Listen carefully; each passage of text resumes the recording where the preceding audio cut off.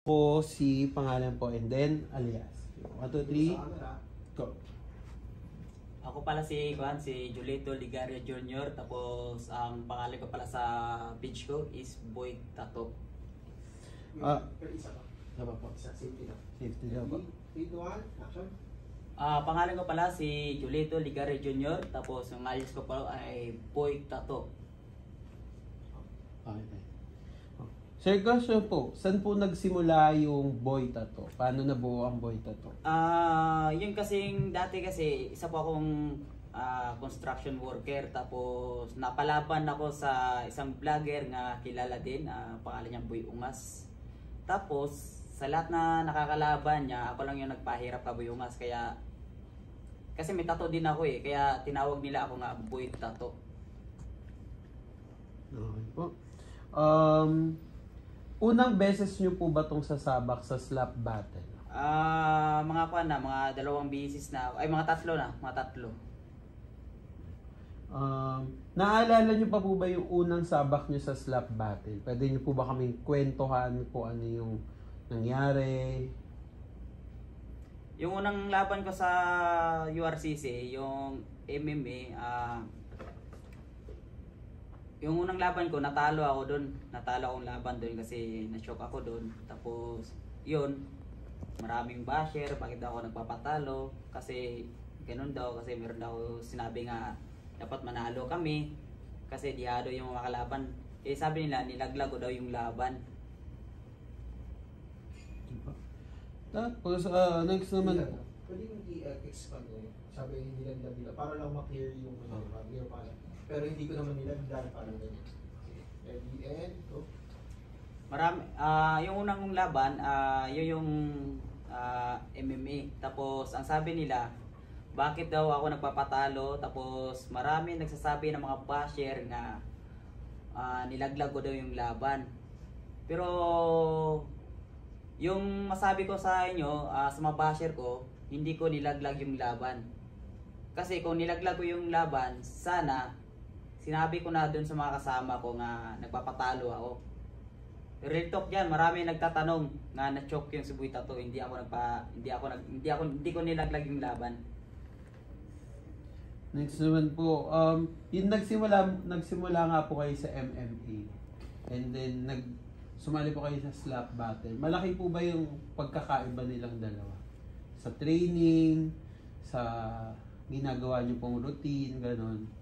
Kakaiba yung slap battle tsaka MMA kasi yung MMA kasi kailangan mo talaga nga hard training, mag-jogging, kailangan mo mag-sparring.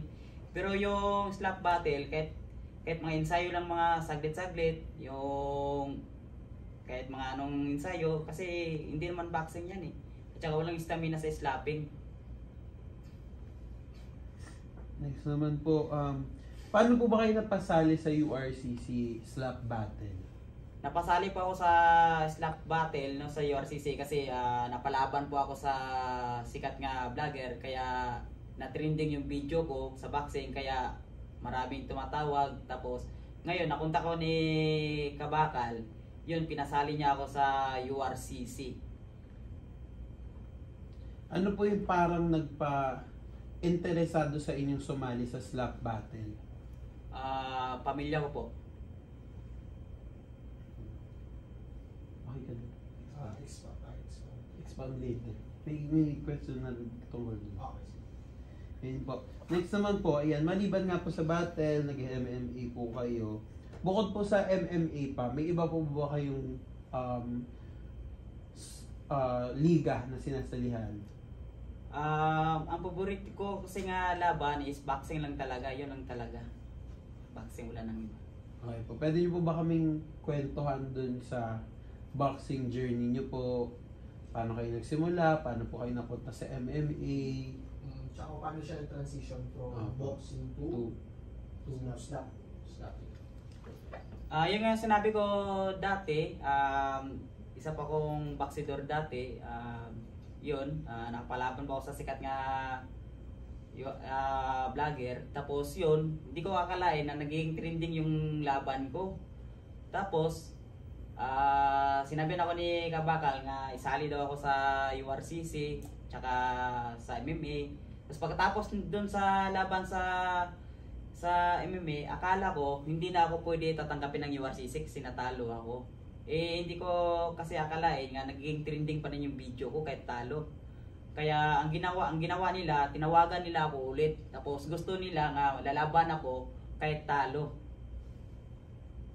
Yung pagkatalo nyo po ba sa tingin nyo, pinanghinaan po ba kayo ng loob nun nung natalo po kayo? Oo. Hinaan pa ako ng loob, pero kaso lang hindi ako susuko. Tuloy pa rin yung pangarap. Ayan.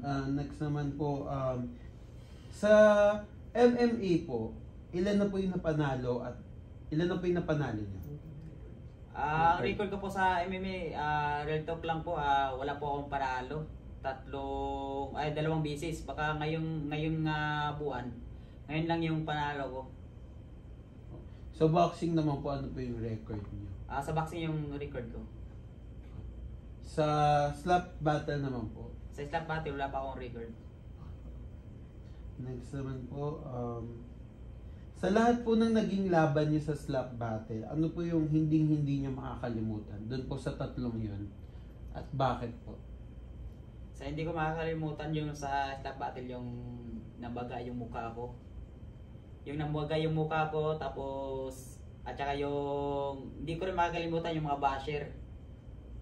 Yung mga basher, hindi ko makakalimutan yan. Yung namaga po yung laban, ay yung mukha niyo, sa unang laban po ba yun o sa pangalawang laban? Pangalawang laban. Pwede niyo po din ba kaming kwentuhan dun sa pangalawang laban? Paano po umabot sa pamamagal ng mukha? Kasi dun sa pangalawang laban kasi, kasi yun, MMA. Yung pangalawang laban. Kaya, yung mukha kasi, pasa lang. Kasi iba kasi yung MMA tsaka slap battle kasi yung MMA kasi duguan yung mukha. Pero yun yung sa slap battle, dito talaga ng maga talaga.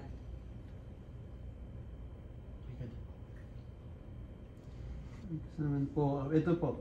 Paano niyo naman po pinaghahandaan yung mga laban niyo para sa slap battle? Pinaghandaan ko yung slap battle kasi ayoko nang maging matalo ako. Tinatawag ako nga talunan. Tapos ngayon pinaghandaan ko, marami akong ensayo nga nagpapan kasi ako yung mukha ko, ginaganyan ko ng mga yung matigas tulad ng mga tubo. Araw-araw at saka gabi, ginaganyan ko kasi gusto ko talaga nga manalo ako. Ayoko tawagin nga puro lose yung record ko. Gagawin para masanay. Oo, para masanay. Yung laban niyo naman po kay Boy Hangin, ano po yung parang naging preparation niyo? Ito yung hinahanda niyo na parang iba po sa usual na ginagawa niyong paghahanda sa mga una niyong laban? Yung nga sabi ko nga kasi yung una kasi iba kasi yun kasi boxing kasi yan kasi kailangan ng stamina. Ngayon slapping lang, hindi na kailangan ng stamina. Ang sa amin lang yung mukha namin namin lang dapat ensayo yung mukha namin, pinapalo namin. Tapos pinapalo namin kahit mga bakal, chinilas, tapos nagpapasampal kami. Kahit malaki mga bodybuilder, nagpapasampal kami para lang matigas yung mukha namin. Sa ganitong klase pong laban, ano po ba dapat yung pananaw? Ano po dapat yung mindset natin? Ano po yung lagi nyo dapat isipin? Ang sa ko, iniisip ko kasi yung yung pamilya ko yung manalo ako, wala na, yun na talaga.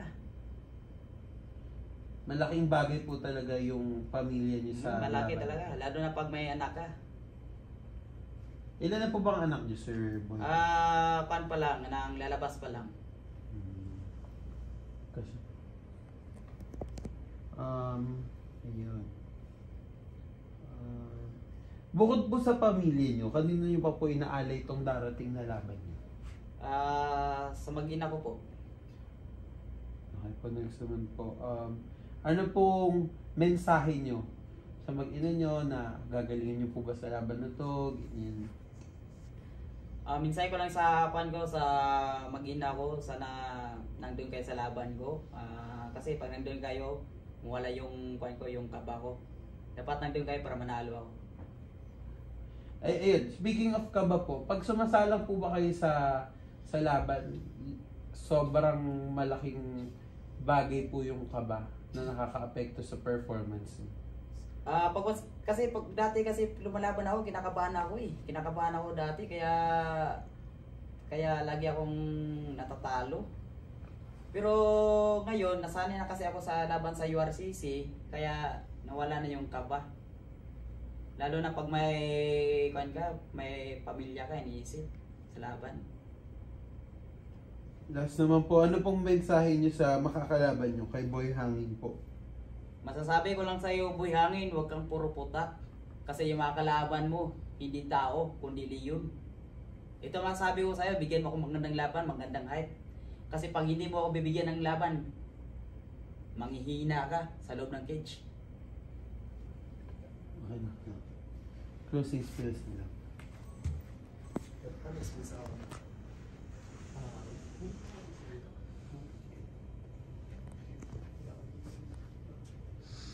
Ito po sir.